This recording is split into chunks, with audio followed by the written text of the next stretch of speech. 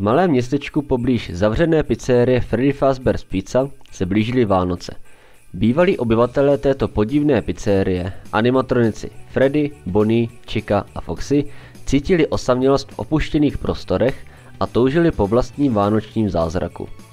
Jedné temné noci se jejich oči rozsvítily, začali se pohybovat a probudili se k životu.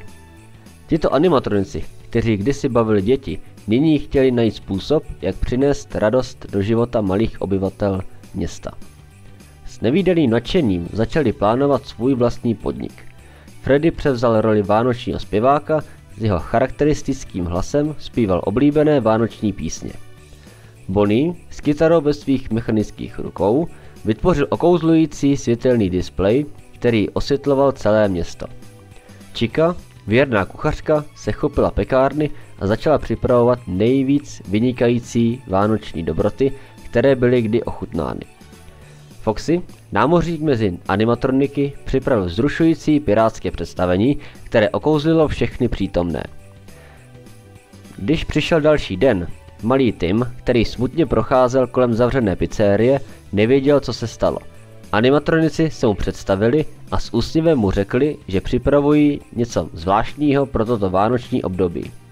Tim, který byl sám a bez očekávání, se rozhodl zůstat a užít si vánoční podívanou. Celé město bylo brzy plné radosti, smíchu a vánočního kouzla, díky nečekanému spojení mezi lidským dítětem a animatroniky.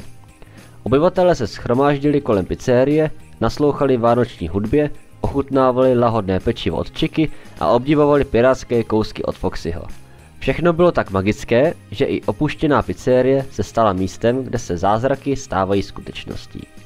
A tak animatronici, kteří kdysi bavili děti v divokých dobách, nyní sloužili novému účelu.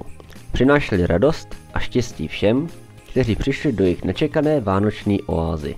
A Vánoce ve městě byly od té doby nezapomenutelné pro všechny jeho obyvatele.